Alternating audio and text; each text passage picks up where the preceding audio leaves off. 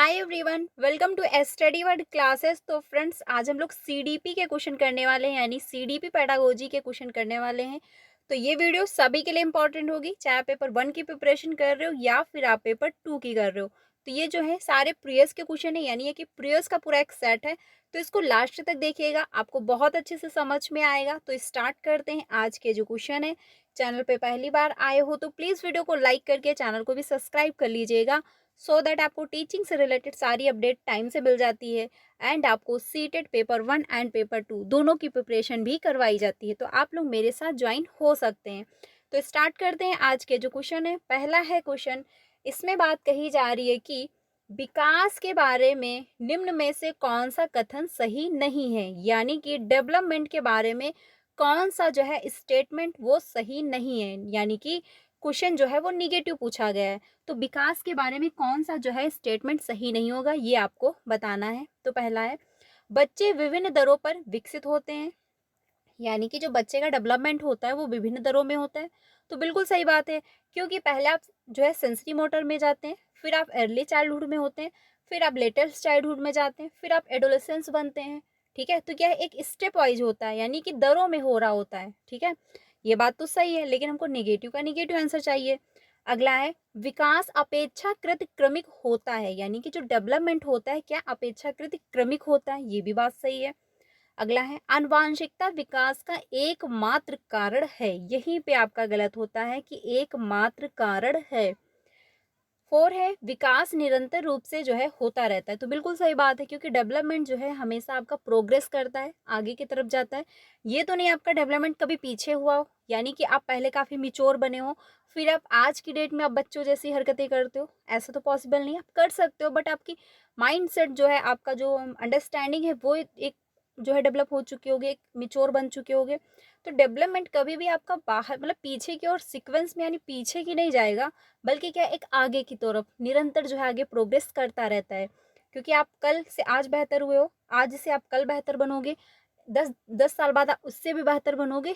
तो यानी आपका डेवलपमेंट जो है वो निरंतर आगे जो है प्रोग्रेस करता रहता है, आप आज से कल बेहतर होते रहते हो। ये भी बात सही है, लेकिन हमको नेगेटिव का नेगेटिव आंसर देना था, इस वजह से आपका जो है थर्ड ऑप्शन सही होगा, क्योंकि इसमें बात कही जा रही आनुवंशिकता विकास का एकमात्र कारण है, यानी कि बच्चे का जो डेवलपमेंट होता है उसका जो है कारण क्या है, सिर्फ हेरिडिटी है। तो ये कहना गलत होगा, क्योंकि हेरिडिटी प्लस यानी इनटू जो आपका है इन्वायरमेंट बराबर आपका डेवलपमेंट होता है, क्योंकि हेरिडिटी और इन्वायरमेंट दोनों का रोल होता है 50-50, तभी जाके जो है डेवलपमेंट आपका हो पाता है 100%। अगर इसमें एक पक्ष कमजोर हुआ तो आपका डेवलपमेंट होगा, बट इतना अच्छा परफॉर्म नहीं आप कर पाएंगे।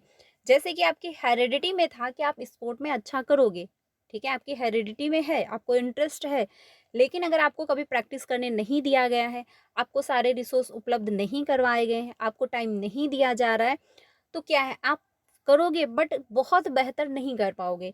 लेकिन अगर आपकी हेरिडिटी में बहुत अच्छा नहीं भी है, बट आपको अच्छा इन्वायरमेंट दिया जा रहा है, आपको अच्छे प्रैक्टिस करने को मिल रहे हैं, काफ़ी अच्छे जो कोच हैं उनके द्वारा आपको प्रैक्टिस करने को मिल रही है, तो आप बेहतर करोगे, लेकिन इतना भी बेहतर नहीं करोगे। अगर आपकी हेरिडिटी और इन्वायरमेंट दोनों अच्छे हैं, दोनों अगर आप में 50-50 रोल कर रहे हैं, तो आप 100% ग्रोथ करोगे, यानी आपका डेवलपमेंट जो है बेहतर होगा। तो एक पक्ष अगर आप जो है एक पक्ष को अगर आप जो है महत्वपूर्ण मान रहे हो, दूसरे पक्ष को जो है महत्वपूर्ण नहीं मान रहे हो, तो यहाँ पर जो है दिक्कत आएगी, यानी डेवलपमेंट जो है अच्छे से नहीं हो पाएगा। ठीक है, तो आंसर आपका जो है वो थर्ड ऑप्शन सही होगा, क्योंकि हेरिडिटी और इन्वायरमेंट दोनों का रोल होता है, तभी जाके डेवलपमेंट हो पाता है। आंसर आपका थर्ड ऑप्शन सही हो जाएगा, क्योंकि निगेटिव का निगेटिव आंसर होगा। ठीक है, अगले क्वेश्चन पे चलते हैं। अगला है क्वेश्चन नंबर 2। इसमें बात हो रही है कि मानवीय क्षमताएं जैसे कि बुद्धि, समस्या समाधान और जो है समालोचनात्मक चिंतन का सापेक्ष रूप से जो है विकास के किस क्षेत्र के अंतर्गत अध्ययन किया जाता है, यानी कि बात ये हो रही है कि बुद्धि, समस्या समाधान और समालोचनात्मक चिंतन की, तो कौन सा इसमें ऑप्शन आपका सही होगा। पहला है शारीरिक, संवेगात्मक, संज्ञानात्मक और आपका नैतिक। तो कौन सा ऑप्शन सही होगा क्वेश्चन नंबर 2 का। तो क्वेश्चन नंबर जो 2 है, इसमें थर्ड ऑप्शन आपका सही हो जाएगा, यानी कि संज्ञानात्मक, क्योंकि बात हो रही है बुद्धि, समस्या समाधान और समालोचनात्मक चिंतन के सापेक्ष। तो ये आप जो भी यानी प्रॉब्लम सॉल्व करोगे तो आप अपने माइंड से करोगे, बुद्धि का भी अगर आप अपने प्रयोग कर रहे हो तो भी आप अपने माइंड से करोगे। क्रिटिकल थिंकिंग कहाँ डेवलप होती है, वो भी आपके माइंड में ही डेवलप हो रही होती है। तो ये सारा प्रोसेस जो है ये आपका कहाँ से हो रहा होता है, आपके माइंड से ही हो रहा होता है, ठीक है। तो आंसर जो होगा वो थर्ड ऑप्शन सही हो जाएगा। यहाँ पर कोई बॉडी की बात नहीं हो रही है, इसलिए शारीरिक नहीं होगा। संवेगात्मक, कोई इमोशन की बात नहीं हो रही है, और ना तो कोई अच्छा काम करना या कोई बुरा कार्य करना, इसकी भी यहाँ पर बात नहीं की जा रही। यानी कि नैतिक दुविधा भी यहाँ पर नहीं है कि क्या हमको करना चाहिए, क्या समाज में सही है, क्या समाज के कायदे कानून सही है, क्या नहीं सही है, कैसे हमको बिहेव करना चाहिए, तो इसकी भी यहाँ पर कोई बात नहीं हो रही है, ठीक है। आंसर आपका थर्ड ऑप्शन होगा, क्योंकि यहाँ पर बुद्धि से रिलेटेड बात हो रही है, समस्या समाधान से बात हो रही है, यानी प्रॉब्लम सॉल्विंग कैसे आपको करनी है, क्रिटिकल थिंकिंग जो है, तो ये सारा प्रोसेस आपके जो है संज्ञान से हो रहा होता है। आंसर आपका जो है वो थर्ड ऑप्शन सही हो जाएगा, ठीक है। अगले क्वेश्चन पे चलते हैं। अगला है क्वेश्चन नंबर 3। क्वेश्चन नंबर जो 3 है ये आदर्शन और रीजन का क्वेश्चन दिया गया है। इसमें कहा जा रहा है कि बच्चे केवल औपचारिक स्कूली शिक्षा द्वारा ही कौशल, मूल्य और रीतियां ग्रहण करते हैं। यानी कि जो बच्चे का डेवलपमेंट होता है वो केवल और केवल स्कूल से होता है, तो ये तो कहना गलत होगा, क्योंकि बच्चे क्या है, रीति रिवाज क्या है हमारे, क्या हमारे त्योहार हैं, कैसे हमको रहना चाहिए, कैसे हमको लोगों से बात करनी चाहिए, कैसे हमको कपड़े पहनने चाहिए, कोई बाहर से गेस्ट आया तो उससे हमको नमस्ते करना है, चाय नाश्ता करवाना है, पूछना है, ठीक है, अच्छे से बिहेव करना है। तो ये सारा प्रोसेस आप तो घर से सीखते हो, लेकिन यहाँ पर कहा जा रहा है कि केवल औपचारिक जो है स्कूली शिक्षा द्वारा जो है ही कौशल, मूल्य और रीति रिवाज ग्रहण किए जाते हैं। ये कहना आपका गलत हो जाएगा, क्योंकि हम घर से भी तौर तरीके सीख रहे होते हैं और साथ में विद्यालय से भी सीखते हैं। तो एक पक्ष को तो आप नकार नहीं सकते, तो ये क्या है, गलत हो जाएगा। तर्क जो दिया गया यानी कि जो रीजन दिया गया है उसमें ये बात कही जा रही है कि बच्चों का सामाजिकरण एक सरल और रेखीय प्रक्रिया है। यानी कि जो आपका सोशलाइजेशन होता है वो एक सरल और रेखीय प्रक्रिया है, यानी कि एक सीक्वेंस में होता रहता है, तो ये भी नहीं होगा। क्योंकि सामाजिकरण यानी सोशलाइजेशन, अब कभी आप कुछ बेहतर सीखोगे, कभी आप कुछ भी नहीं सीखोगे, कभी आप बहुत अच्छे तौर तरीके सीखोगे, कभी आप हो सकता है कुछ भी ना सीखो। तो ये जो सोशलाइजेशन होता है ये भी आपका वर्तुलाकार में होता है, यानी कभी आप बेहतर करोगे, कभी आप कुछ कम सीखोगे, जैसे कि डेवलपमेंट है, ठीक है। तो ये भी आपका आंसर वो क्या है, ऑप्शन है वो है गलत हो जाएगा। यानी कि फर्स्ट भी गलत और आपका यानी कि आदर्शन भी गलत और तर्क भी क्या है, गलत हो जाएगा। तो इसमें आंसर आपका फर्स्ट नहीं होगा, सेकंड भी नहीं होगा, थर्ड भी ऑप्शन नहीं होगा।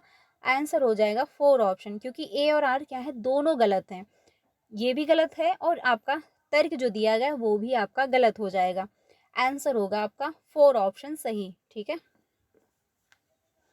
अगले क्वेश्चन पे चलते हैं। अगला है क्वेश्चन नंबर 4। क्वेश्चन नंबर जो 4 है इसमें बात हो रही है कि जीन पियाजे के अनुसार व्यक्ति किस अवस्था को प्राप्त करने के लिए समाधान की निरंतर खोज करने में लगा रहता है। यानी कि बच्चा कौन सी स्टेज पे पहुंच जाता है तब वो क्या है, समस्या समाधान यानी कि प्राप्त करने, यानी कौन सी अवस्था में बच्चा होता है कि जब समाधान की निरंतर खोज में लगा रहता है कि इसका जो है वो समाधान कर पाए। तो क्वेश्चन नंबर जो 4 है, पहला होगा संतुलन है, या फिर असंतुलन है, या फिर आत्मसातकरण है, या फिर जो है समंजन यानी अकोमोडेशन है। तो कौन सा इसमें ऑप्शन आपका सही होगा। तो अकोमोडेशन और एसिमिलेशन जो है ये आपका नहीं होगा, क्योंकि ये जो है अकोमोडेशन जो होता है और आपका एसिमिलेशन जो होता है इसका मतलब होता है, यानी कि एसिमिलेशन जो है इसका मतलब ये होता है कि आपका जो पूर्व नॉलेज है और आपने कुछ नया सीखा, तो उसमें कोई आपको चेंजमेंट नहीं करना पड़ा। यानी कि जो पहले से आपने सीख रखा है या फिर आपको पहले से जो नॉलेज है और आपने जो नया नॉलेज सीखा या फिर आपने जो है एक्वायर किया, वो क्या है, बिल्कुल सेम है, उसमें कोई चेंजमेंट यानी आपके दिमाग में कुछ गलत धारणा नहीं बनी हुई थी, तो आपने उसको उसी में ऐड कर दिया, कोई चेंजमेंट आपको नहीं करने पड़े। लेकिन जो वहाँ पे जो अकोमोडेशन आता है, यहाँ पर क्या होता है, जैसे आपका आपका पूर्व नॉलेज है, अब उसमें कुछ गड़बड़ी है, आपने कुछ मिसअंडरस्टैंडिंग उसमें बनी हुई है, फिर आपने न्यू नॉलेज जो सीखा तो क्या उसमें चेंज किया, आपने थोड़ा सा चेंजमेंट लाए कि अच्छा ये, और अच्छा ये जो है ये ना होकर के ये होगा, अच्छा इसका आंसर ये ना होकर के ये हो जाएगा, तो आपने क्या किया, उसमें चेंज किया। तो इसको कहते हैं एकोमोडेशन, यानी आपने थोड़ा सा चेंज करके फिर आपने उसमें ऐड कर लिया। तो ये हो जाता है आपका अकोमोडेशन। एसिमिलेशन होता है कि आपने कोई चेंजमेंट नहीं किया आपके पूर्व नॉलेज से और आपने न्यू नॉलेज उसमें ऐसे ही ऐड कर दिया, क्योंकि क्या है, जो आपका पूर्व नॉलेज था वो सही था, ऑथेंटिक था, तो इसलिए आपने न्यू नॉलेज भी उसमें ऐड कर दिया। ठीक है, तो ये आपका हो जाता है असिमिलेशन, यानी इसमें आपने कोई चेंजमेंट नहीं किया। तो ये दो जो बातें हैं वो अलग हैं। यहाँ पर बात हो रही है समाधान की निरंतर खोज में बच्चा लगा रहता है, तो असंतुलन भी नहीं होगा, क्योंकि अगर असंतुलन हुआ तो बच्चा क्या है, खोज नहीं कर पाएगा। अब आंसर जो बचता है एक ही, यानी कि फर्स्ट ऑप्शन आपका सही होगा कि संतुलन, क्योंकि संतुलन जब बना रहेगा तो प्रॉब्लम सॉल्व करने भी बच्चा सीखेगा, समाधान भी निरंतर खोजता रहेगा। तो सारी स्टेट जो है यानी कि फर्स्ट ऑप्शन में हो रही हैं, आंसर आपका फर्स्ट ऑप्शन सही हो जाएगा। ठीक है, ध्यान रखिएगा। अगले क्वेश्चन पे चलते हैं। अगला है क्वेश्चन नंबर 5। परिकल्पनात्मक निगमनात्मक तर्क किस चरण की विशिष्ट विशेषता है, यानी कि आपका जो अब्स्ट्रैक्ट थिंकिंग होती है वो कौन से चरण की विशेषता है अकॉर्डिंग टू पियाजे के अनुसार। तो इसमें कौन सा ऑप्शन सही होगा? देखिए, पहला जो है आपका प्री ऑपरेशनल स्टेज, यानी कि आपका सेंसरी मोटर स्टेज। तो इसकी उम्र जो होती है 0 से 2 वर्ष बताई गई है अकॉर्डिंग टू पियाजे के अनुसार। अब आपका जो फॉर्मल ऑपरेशनल स्टेज है ये आपका होता है 11 से 15। प्री ऑपरेशनल स्टेज जो होता है ये आपका होता है 2 से 7 वर्ष, और आपका कॉन्क्रीट ऑपरेशनल स्टेज होता है 7 से 11 वर्ष। ठीक है, ये सीक्वेंस में नहीं दिया गया, अब हम लोग सीक्वेंस में समझते हैं। देखिए, जो आपका सेंसरी मोटर है वो 0 से 2 वर्ष होता है। फिर आपका आता है प्री ऑपरेशनल स्टेज सेकेंडरी, यानी सेकेंड स्टेज पे, तो इसकी उम्र होती है 2 से 7 वर्ष। ठीक है, फिर आपका आता है कॉन्क्रीट ऑपरेशनल स्टेज, यानी कि मूर्त संक्रियात्मक अवस्था, इसकी उम्र होती है 7 से 11 वर्ष। फिर लास्ट में आपका आता है फॉर्मल ऑपरेशनल स्टेज, यानी कि 11 से 15 वर्ष। तो ये सीक्वेंस में हुआ। ठीक है, ये हुआ, आप ध्यान रखिएगा, क्योंकि कभी कभी पूछ लेता है कि सेंसरी मोटर्स की स्टेज पे बच्चा मतलब कितनी उम्र का होगा, या फिर कितनी स्टेज पर, यानी कौन सी स्टेज की कितनी उम्र होती है, कितनी आयु होती है, तो आपको पता होना चाहिए, क्योंकि जो है कॉन्सेप्ट वो क्लियर होना चाहिए। क्वेश्चन कैसे भी घुमा के पूछ सकता है, आपको पता होना चाहिए। ठीक है, तो इसमें ये बात हो रही है कि परिकल्पनात्मक, यानी कि बच्चे के सामने जो वस्तु नहीं भी है उसके बारे में भी बच्चा तर्क वितर्क करना स्टार्ट कर देता है।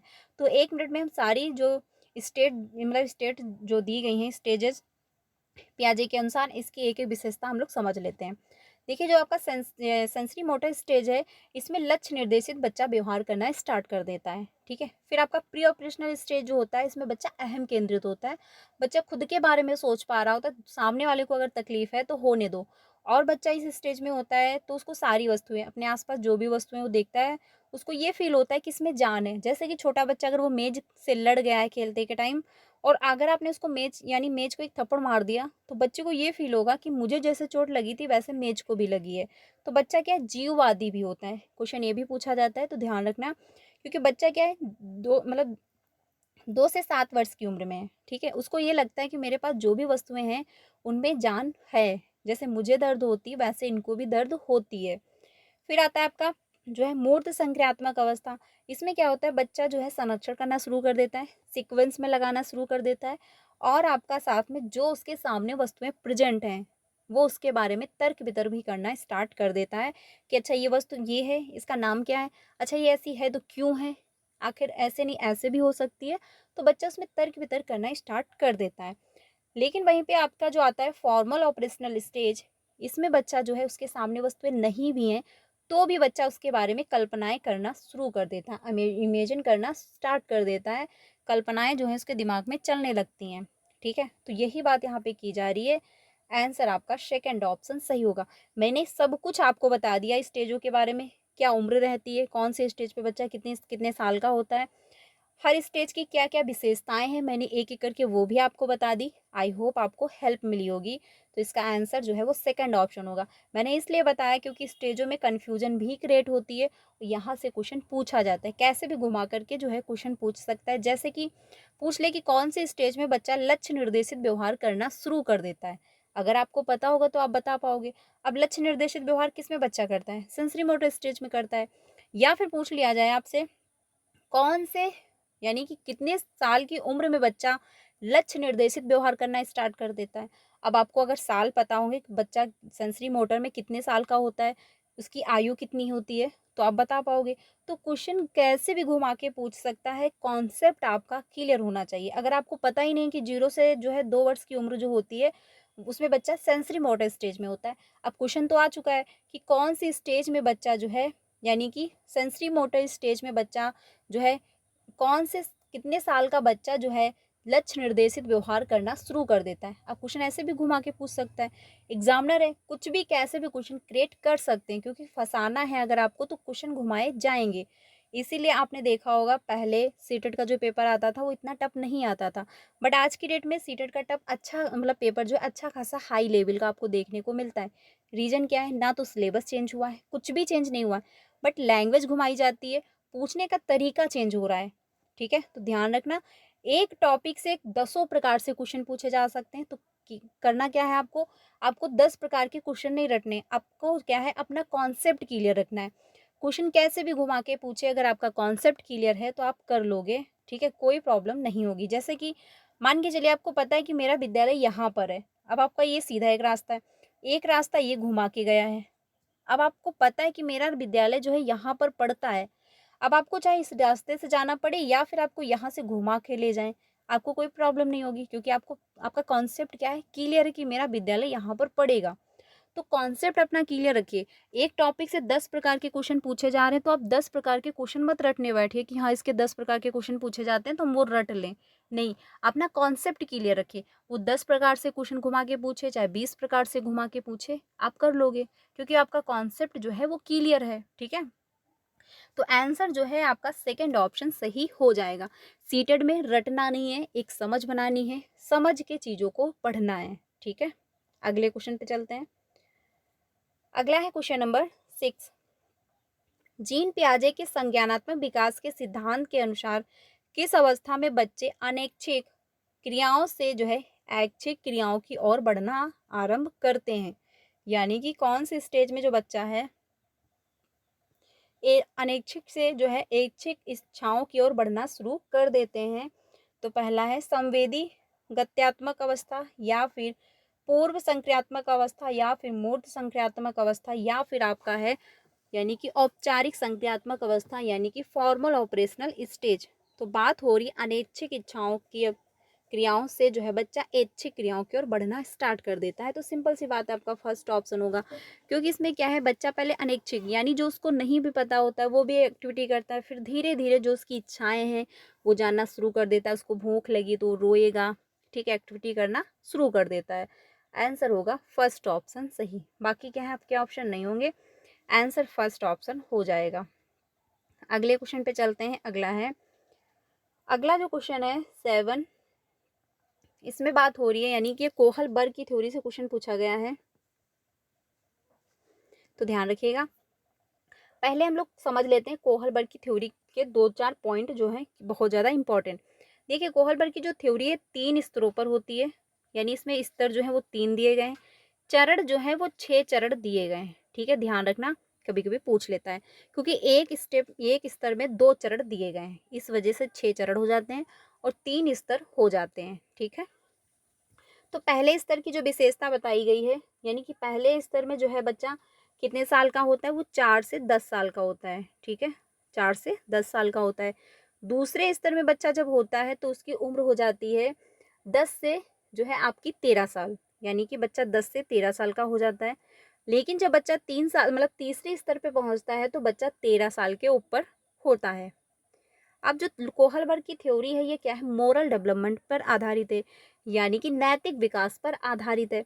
क्योंकि क्या है, इसमें नैतिक दुविधा रहती है, यानी कि क्या सही और क्या गलत है, बच्चा इसमें क्या है फंसा रहता है, और बच्चा अपनी स्टेज के अनुसार जो है बताता है कि क्या सही है क्या गलत। जैसे कि बच्चा फर्स्ट स्टेज पे होगा तो सोचेगा कि चोरी करना पाप है, या फिर हमको चुरा कर नहीं खाना चाहिए, अगर माँ को पता चलो तो मार पड़ेगी, यानी कि वो क्या है सजा के लिए। ठीक है, उसको अगर मतलब उसको ये डर है, ये भय है कि अगर मम्मी को पता चल गया तो पिटाई हो जाएगी, वो डर की वजह से जो है वो काम नहीं कर रहा है। तो यानी कि हर बच्चा अपने स्टेज के अनुसार उसकी एक समझ बेहतर होती है, वो क्या सही और क्या गलत है इस पर जो है वो फैसला ले पाता है। तो जो कोहलबर्ग की थ्योरी है वो मॉरल डेवलपमेंट पर आधारित है, यानी कि नैतिक विकास पर आधारित है। नैतिक दुविधा इसमें रहती है कि क्या सही और क्या गलत है, इसमें बच्चा जो है फंसा रहता है। ठीक है, यानी कि जो है बच्चा नहीं समझ सक मतलब बच्चा जो है अपनी समझ पर अपने स्तर के अनुसार बताता है कि क्या सही और क्या गलत है। तो ये ध्यान रखना, ये जो है स्टेजेस जो हैं वो भी ध्यान रखिएगा कि 3 स्तर होते हैं और 6 चरण दिए गए हैं। अब जो है हम लोग क्वेश्चन को समझते हैं, क्योंकि इसमें क्या है, जो हैंज डिलेमा है यानी कि हैंज की दुविधा जो होती है, इसमें जो है पूरी स्टोरी सुनाई जाती है बच्चे को। फिर बच्चे से पूछा जाता है कि हैंज को क्या करना चाहिए। तो इसमें हर बच्चा अपने स्टेज के अनुसार जो है आंसर दे रहा होता है। कुछ बच्चे कहते हैं कि हैंज को चोरी कर लेनी चाहिए थी, क्योंकि जो मेडिकल वाला है वो भी तो गलत कर रहा था। कुछ बच्चे कहेंगे नहीं, चोरी करना पाप है। कुछ बच्चे कहेंगे चोरी करके सिलेंडर कर देना चाहिए था। तो हर बच्चे अपनी स्टेज के अनुसार जो है अपना तर्क दे रहे होते हैं। ठीक है, जो क्वेश्चन है इसको हम लोग अब समझते हैं। आई होप आपको कोहलबर की थ्योरी से थोड़ा बहुत पॉइंट समझ में आ गए होंगे। क्वेश्चन जो है, हैंज दुविधा को सुनने के बाद जो है 8 वर्षीय जो है गुरप्रीत कहता है कि हैंज को पैसा चुरा लेना चाहिए था, क्योंकि जो है उसे इसकी ज़रूरत है। नैतिक तर्क के किस स्तर पर बच्चे सही और गलत का फैसला व्यक्तिगत ज़रूरतों और चाहों के आधार पर करते हैं? यानी कि मतलब 8 साल का जो बच्चा है वो ये कह रहा है कि हैंज को चोरी कर लेनी चाहिए थी, पैसे, क्योंकि क्या है, उसको पैसे की ज़रूरत है, तो उसको क्या है, चोरी कर लेनी चाहिए थी। तो बच्चा कौन से स्टेज पर है? पहला है दंड और आज्ञा पालन अभिमुखता है, या फिर यांत्रिक सापेक्षिक जो है अभिमुखता है, या फिर आपका अच्छा लड़का अच्छी लड़की ओरिएंटेशन है, या फिर लॉ एंड ऑर्डर ओरिएंटेशन है। तो इसमें कौन सा ऑप्शन जो है वो सही होगा? क्वेश्चन नंबर 7 का।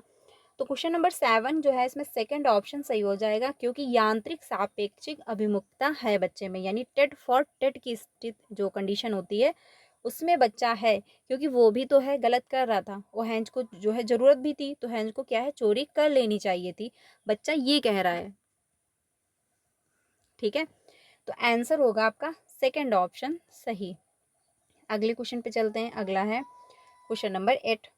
लेव वाइगोस्की के सिद्धांत को किस तरह का जो है सिद्धांत माना गया है? यानी कि जो लेव वाइगोस्की की थ्योरी है उसको जो है किस प्रकार का सिद्धांत माना गया है? पहला है मनोविश्लेषणात्मक, या फिर सामाजिक सांस्कृतिक, या फिर व्यवहारवादी, या फिर सूचना जो है प्रसंस्करण। तो सूचना प्रसंस्करण ये आपका नहीं होगा, व्यवहारवादी भी नहीं होगा, क्योंकि वाइगोस्की व्यवहारवादी नहीं है, रचनावादी मनोवैज्ञानिक है। मनोविश्लेषणात्मक भी आपका नहीं होगा। आंसर हो जाएगा आपका सेकंड ऑप्शन, क्योंकि वाइगोस्की की जो थ्योरी है वो आधारित ही सोशल कल्चर अप्रोच यानी कि सामाजिक सांस्कृतिक सिद्धांत पर आधारित है। कोहलबर्ग की जो थ्योरी, सॉरी, वाइगोस्की की जो थ्योरी है वो पूरी क्या है, समाज पर ही आधारित है। समाज के क्या कायदे कानून हैं, क्या समाज में मतलब तौर तरीके हैं, कैसे लोग समाज में रहते हैं, कैसे लोग एक दूसरे से बात करते हैं, लोग एक दूसरे से अंतःक्रियाएं करके सीख रहे होते हैं। तो वाइगोस्की की जो थ्योरी है वो पूरी क्या है, समाज पर आधारित है, यानी कि समाज के क्या रूल हैं, क्या नियम है, क्या कायदे कानून है, हमको कैसे रहना है, कैसे हमको लोगों से बात करनी, कहाँ पे हमको हंसना है, कहाँ पे हमको नहीं हंसना है, कैसे हमको रहना है। तो सारा कुछ प्रोसेस जो है आपका सोशलाइजेशन के थ्रू हो रहा होता है, समाज के थ्रू हो रहा होता है। तो आंसर क्या है, सेकंड ऑप्शन होगा, क्योंकि वाइगोस्की की जो थ्योरी है वो समाज पर ही आधारित है।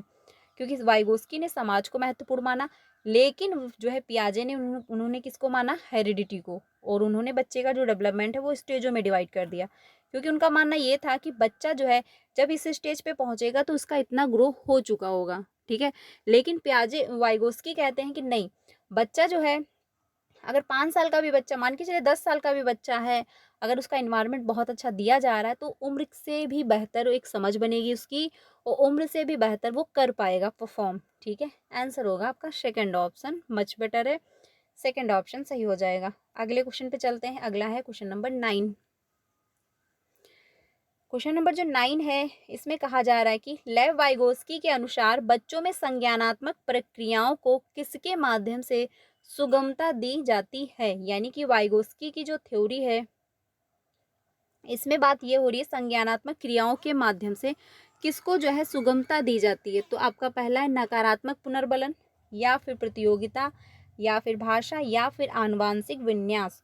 तो क्वेश्चन नंबर जो 9 है इसमें थर्ड ऑप्शन आपका सही होगा, यानी कि भाषा, क्योंकि भाषा के माध्यम से जो संज्ञान है यानी कि जो आपका कॉग्निटिव डेवलपमेंट है ये एक जो है डायरेक्शन इसको मिलती है, एक दिशा मिल रही होती है, एक अच्छा सा डेवलपमेंट हो पाता है, क्योंकि आप लोगों से कैसे कनेक्ट होगे, ये तो नहीं कि आप लोगों से कनेक्ट हो रहे हो तो आप लोगों को देख रहे हो, सामने वाला आपको देख रहा है। जब तक कोई एक दूसरे से बात नहीं करेगा, वो लिखित तौर पे भी हो सकता है, मौखिक तौर पर भी हो सकता है, आप आपस में बातचीत करके भी हो सकता है। तो जब तक किसी न किसी माध्यम से आप एक दूसरे से कांटेक्ट नहीं करोगे, तो आप जब कांटेक्ट करोगे तो किसी न किसी लैंग्वेज में करोगे। तो भाषा के माध्यम से जो है संज्ञान विकसित होता है, एक समझ बेहतर होती है। अगर आप कुछ सीख रहे हो तो भी किसी न किसी लैंग्वेज से सीख रहे हो। और जब आप कुछ सीखोगे तो आपकी एक समझ बेहतर बनेगी, एक कॉग्निटिव डेवलपमेंट आपका बेहतर हो रहा होगा। आंसर होगा आपका सेकंड ऑप्शन। पुनर्बलन जो है नकारात्मक पुनर्बलन आपका नहीं होगा, प्रतियोगिता ये भी नहीं होगा। आंसर जो हेरिडिटी है, जो जीन्स है, उसको भी इन्होंने महत्वपूर्ण नहीं माना। ठीक है, आंसर होगा थर्ड ऑप्शन। अगले क्वेश्चन पे चलते हैं। अगला है क्वेश्चन नंबर 10। शिक्षा को बाल केंद्रित बनाने के लिए निम्न में से क्या जो है बदलाव जरूरी है?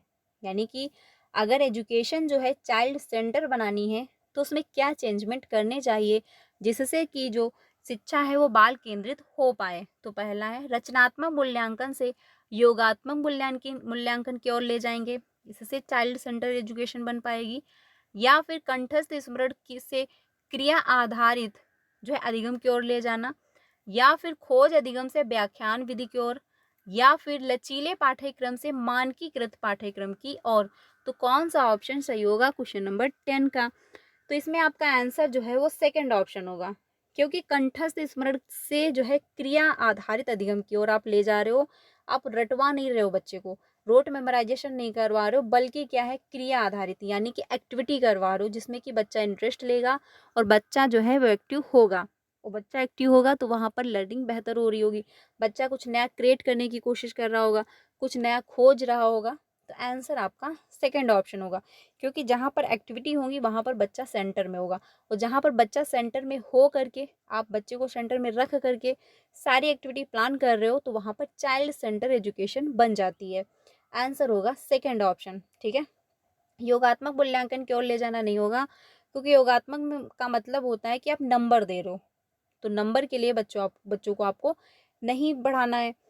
व्याख्यान अगर आप लेक्चर दे रहे हो तो इसमें क्या है बच्चा निष्क्रिय रूप से सीख लेगा। खोज अधिगम तो सही था, लेकिन व्याख्यान से अगर खोज की तरफ होता तो ये सही हो जाता, लेकिन यहाँ पर उल्टा कर दिया गया, पहले खोज करके फिर व्याख्यान की तरफ। तो इसमें क्या है बच्चा निष्क्रिय रहेगा। लचीले पाठ्यक्रम से मानकीकृत यानी कि पाठ्यक्रम भी जो है लचीला होना चाहिए, लेकिन यहाँ पर हो गई बात कि मानकीकृत पाठ्यक्रम हो। तो मानकीकृत यानी सभी के लिए आप एक जैसा रूल फॉलो नहीं कर सकते। मान के चलिए जिस बच्चे को सुनने में प्रॉब्लम है, तो अब ये तो नहीं कहोगे कि आपको सुनने में प्रॉब्लम है तो होने दो, मैं तो ऐसे ही बोलूँगा, ऐसा तो आप नहीं कर सकते। जिस बच्चे को देखने में प्रॉब्लम है आप उससे ये भी नहीं कहोगे कि जाओ चश्मा लगवा के आओ, या फिर मैं तो ब्लैक बोर्ड पे लिखूंगा नहीं। तो ऐसा आपको नहीं करना है, यानी बच्चे की नीड के अनुसार जो है आप अपने पाठ्यक्रम में चेंजमेंट ला सकते हैं। जिस बच्चे को देखने में प्रॉब्लम है आप उसको आगे बैठा देंगे, थोड़ा लाउड, थोड़ा सा ब्लैक बोर्ड पे बड़ा बड़ा लिख देंगे। ठीक है, तो बच्चे की नीड के अनुसार आप जो है पाठ्यक्रम में परिवर्तन करेंगे। जैसे कि अगर आप कोई टेस्ट वगैरह ले रहे हैं तो बच्चे को लिखने में समस्या है, बच्चा धीरे धीरे लिखता है, तो आप उसको एक्स्ट्रा टाइम देंगे। या फिर बच्चा बिल्कुल भी नहीं लिख पा रहा है तो आप उससे मौखिक रूप से सुन लेंगे, जिससे क्या है बच्चा जो है एक्सप्लेन कर पाए।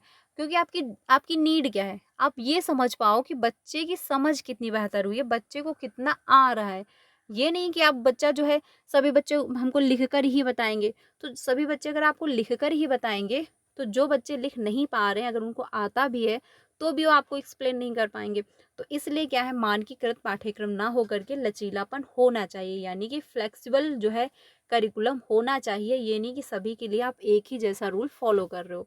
आंसर होगा आपका सेकंड ऑप्शन सही। अगले क्वेश्चन पे चलते हैं। अगला है क्वेश्चन नंबर 11। हार्वर्ड गार्डनर के बुद्धि के बारे में विचारों के अनुसार, यानी कि हार्वर्ड गार्डनर की जो थ्योरी दी गई है उसमें जो इंटेलिजेंट है उसके बारे में पूछा जा रहा है।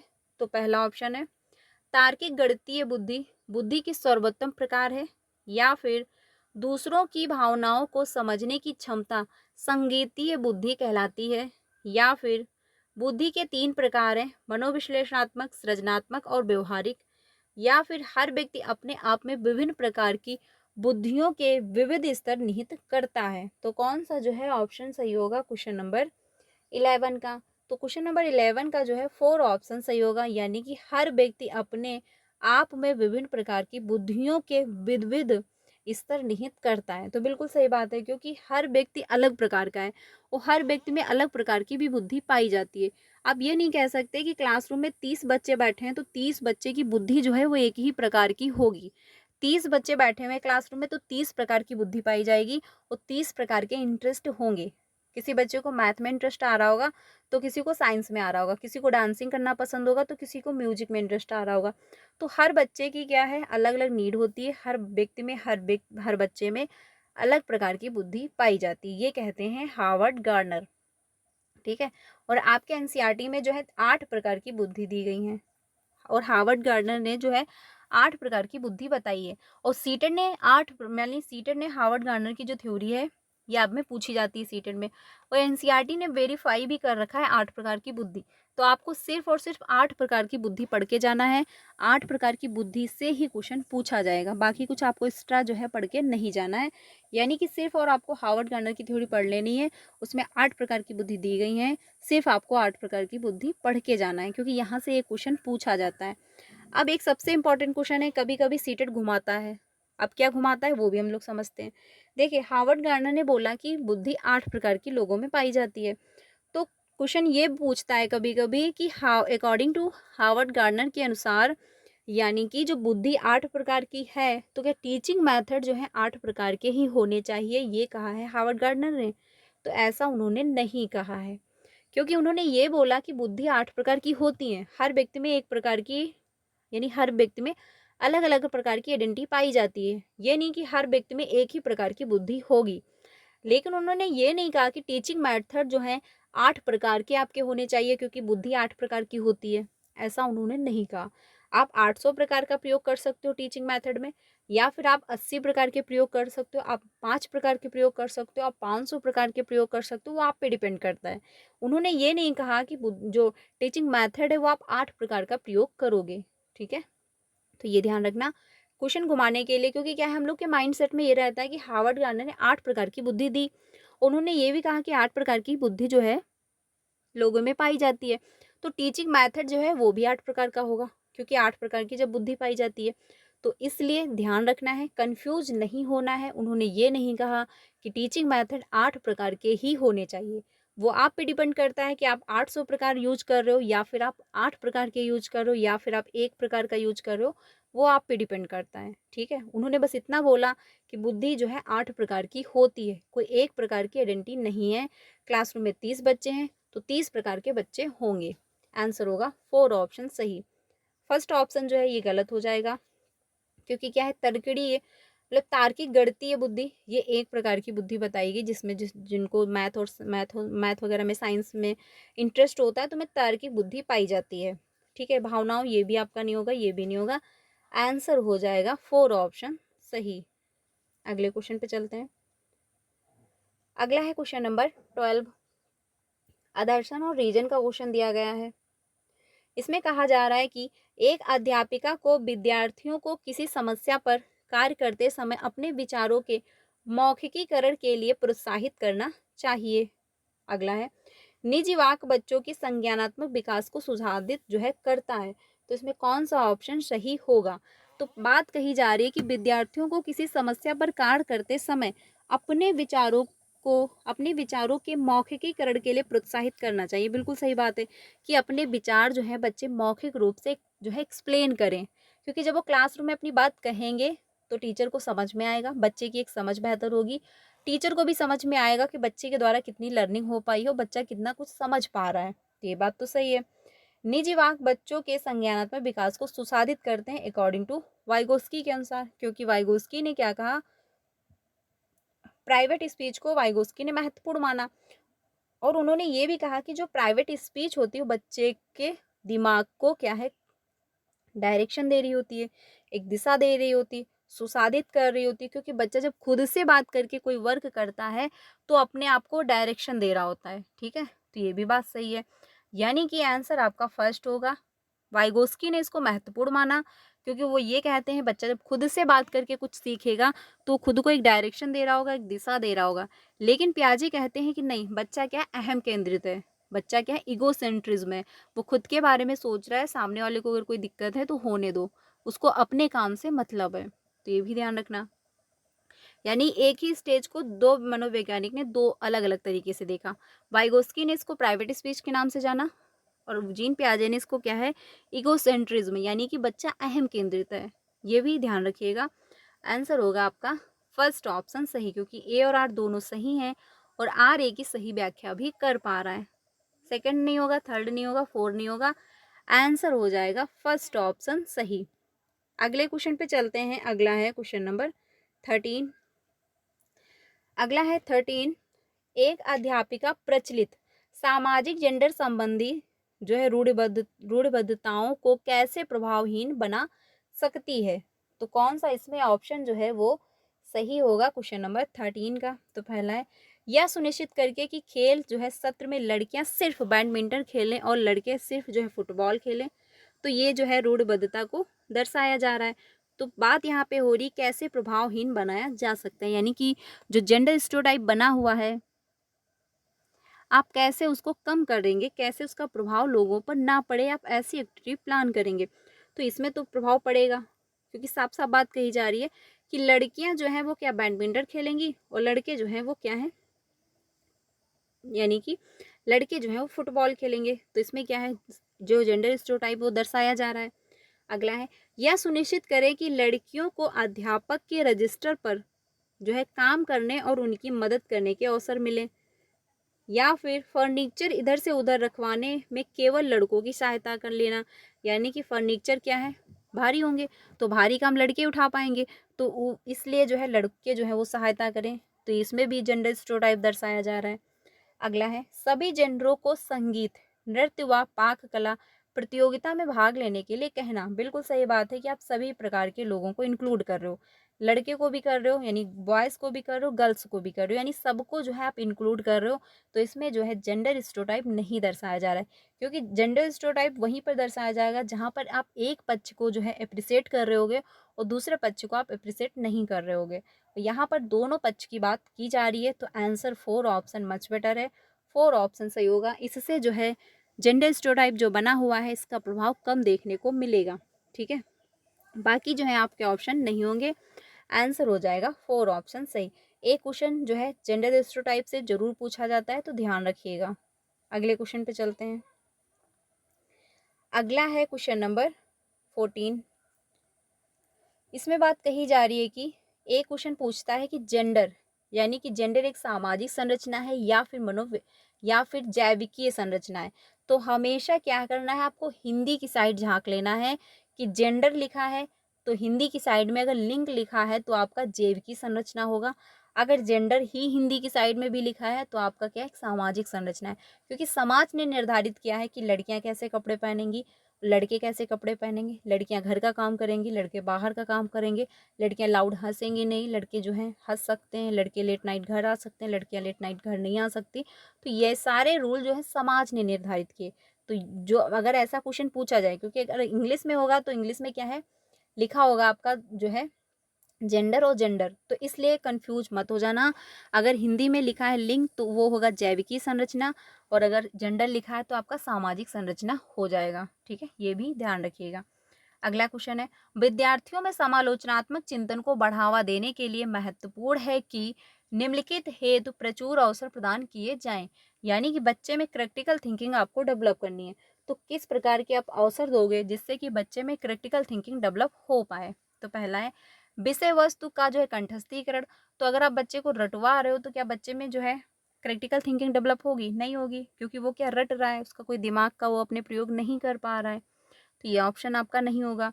अध्यापिका के जो है निष्क्रिय अनुसरण हेतु, तो टीचर क्या मतलब टीचर का जो बच्चा है निष्क्रिय रूप से अनुसरण कर रहा है, तो ये भी आपका नहीं होगा, क्योंकि इसमें भी आपका कोई क्रिटिकल थिंकिंग डेवलप नहीं हो रहा है। विविध जानकारियों की पुष्टि करने हेतु, तो बिल्कुल सही बात है कि अगर आप विभिन्न जानकारियों की पुष्टि करने के हेतु बच्चे को आप अप्रिसिएट कर रहे हो, बच्चे को मौका दे रहे हो, तो इसमें बच्चे का क्रिटिकल थिंकिंग डेवलप होगा, क्योंकि क्या है वो तर्क वितर्क करेगा, वो सारी चीज़ जानने की कोशिश करेगा। किसी समस्या पर अब सारी चिंतन करना, तो बिल्कुल सही बात है कि आप डायरेक्ट मतलब डाइवर्जेंट थिंकिंग इसमें आएगी, यानी कि आप हर पक्ष के बारे में सोचोगे, समझोगे कि आखिर ये प्रॉब्लम है तो है ही कहाँ से, ये प्रॉब्लम है क्या, कैसे क्रिएट हो गई, इसको हम कैसे सॉल्व कर सकते हैं, इससे हम क्या जो है एक जो अपनी समझ बना सकते हैं, या फिर इसी से रिलेटेड मेरे लाइफ में जो पहले प्रॉब्लम कोई आई कि नहीं आई, तो इसमें क्या आप सारी चिंतन होता है, यानी डाइवर्जन थिंकिंग होती है, आप सारे पक्ष के बारे में सोच पा रहे होते हो। तो इसमें जो है आपका क्रिटिकल थिंकिंग डेवलप होता है। आंसर हो जाएगा आपका 4 ऑप्शन, यानी कि थर्ड और 4 ये सही है। फर्स्ट और सेकंड आपके गलत होंगे, आंसर हो जाएगा 4 ऑप्शन सही, क्योंकि इसमें क्या है, बच्चे में क्रिटिकल थिंकिंग डेवलप हो रही है। ठीक है, आंसर होगा 4 ऑप्शन सही। अगले क्वेश्चन पे चलते हैं। अगला है क्वेश्चन नंबर 15।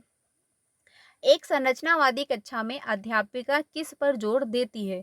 यानी कि जो संरचनावादी जो कक्षा है उसमें अध्यापिका किस पर जोर देगी?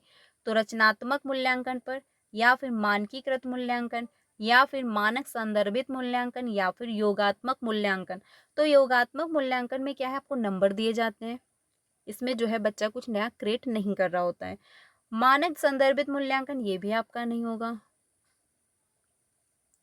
मानकीकृत मूल्यांकन ये भी आपका नहीं होगा कि सभी के लिए आप एक जैसा रूल फॉलो कर रहे हो, क्योंकि क्लासरूम में 30 बच्चे हैं, 30 प्रकार के बच्चे हैं, तो आप सभी के लिए एक जैसा रूल फॉलो नहीं कर सकते, ये भी आपका नहीं होगा। आंसर आपका होगा फर्स्ट ऑप्शन, क्योंकि संरचनावादी क्लासरूम दी गई है, उसमें रचनात्मक मूल्यांकन होगा, यानी कि बच्चा कुछ नया क्रिएट कर रहा होगा, कुछ नया करने की कोशिश कर रहा होगा, बच्चा कुछ खोज कर रहा होगा, कुछ अन्वेषण कर रहा होगा, तो इसमें क्या है, बच्चा एक्टिव होगा, और बच्चे के साथ साथ टीचर भी एक्टिव होगा, सारी एक्टिविटियां जो है वो प्लान की जा रही होंगी। आंसर होगा आपका फर्स्ट ऑप्शन सही, क्योंकि इसमें बच्चा एक्टिव होगा, बच्चा एक्टिविटी के माध्यम से सीख रहा होगा, और बच्चा जहाँ एक्टिव होगा, एक्टिविटी के माध्यम से सीख रहा होगा, तो उसके सारे सेंस इन्वॉल्व होंगे। आंसर होगा आपका फर्स्ट ऑप्शन सही। तो फ्रेंड्स आज के लिए इतना ही रखते हैं, कल हम लोग यहीं से आगे कंटिन्यू करेंगे, यानी कि 16 से हम लोग स्टार्ट करेंगे। आज हम लोगों ने 15 क्वेश्चन कंप्लीट कर लिए, तो आज के लिए इतना ही रखते हैं। कल आपको ये क्लास 3 बजे मिल जाएगी यहीं आगे से, तो आप लोग ज्वाइन कर लीजिएगा कल 3 बजे, भूलना मत। तो आज कमेंट में 15 ऑफ के आपके कितने सही हुए हो आप लोग कमेंट में बताइएगा। चैनल पे पहली बार आए हो तो प्लीज़ वीडियो को लाइक करके चैनल को भी सब्सक्राइब कर लीजिएगा, क्योंकि टीचिंग से रिलेटेड आपको सारी अपडेट टाइम से मिल जाती है, एंड आपको सीटेट पेपर 1 एंड पेपर 2 दोनों की प्रिपरेशन भी करवाई जाती है, तो आप लोग मेरे साथ ज्वाइन हो सकते हो। तो क्लास अच्छी लगी हो तो लाइक करिएगा, एंड अपने सारे फ्रेंड को शेयर करिएगा जो भी सीटेट की प्रिपरेशन कर रहे हैं। अगर आप प्रीवियस के क्वेश्चन की प्रैक्टिस करना चाहते हो तो मेरे साथ 3 बजे ज्वाइन हो सकते हो, और 5 बजे अगर आप खुद से करना चाहते हो तो आप खुद से भी कर सकते हो, लेकिन खुद से करने के लिए आपको सीटेट की ऑफिशियल वेबसाइट पे जा करके वहाँ से प्रीवियस के क्वेश्चन डाउनलोड करके जो है वहाँ से प्रैक्टिस करनी है, क्योंकि मार्केट में जो बुकें हैं कुछ ऐसी बुकें हैं जिनके आंसर सच में बहुत ज़्यादा गलत हैं। मैंने जो है देखा है बहुत सारे क्वेश्चन गलत आ रहे हैं, मतलब बहुत सारे क्वेश्चन के आंसर गलत हैं। तो जो आपको लगता है कि ये ऑथेंटिक बुक है, किसके आंसर गलत नहीं हो सकते, तो आप वो बुक ले करके प्रैक्टिस कर सकते हैं। लेकिन अगर आप खुद से करना चाहते हो तो आप खुद से भी ऑफिशियल वेबसाइट पे जा करके कर सकते हैं। अगर आप खुद से नहीं कर सकते तो 3 बजे मेरे साथ ज्वाइन हो सकते हैं, यहाँ पर हम लोग प्रीवियस के क्वेश्चन की प्रैक्टिस कर रहे हैं, आपको बहुत अच्छे से समझ में आएगा। क्योंकि आपका जो एग्ज़ाम है वो 7 जुलाई को फाइनल है, और आपका एग्ज़ाम है वो अब डिले नहीं होगा, कुछ भी नहीं होने वाला है, और टाइम भी ज़्यादा आपका बचा नहीं है। तो इसलिए आप अच्छे से प्रैक्टिस करनी है, और जो नोट्स बना रखे हैं उनको मल्टीपल टाइम रिवीजन करना है। तो आज के लिए इतना ही, मिलते हैं नेक्स्ट वीडियो में। कल हम लोग यहीं आगे से कंटिन्यू करने वाले हैं, तो कल की क्लास को भी ज्वाइन करिएगा। आज के लिए इतना ही, मिलते हैं नेक्स्ट वीडियो में। Thank you.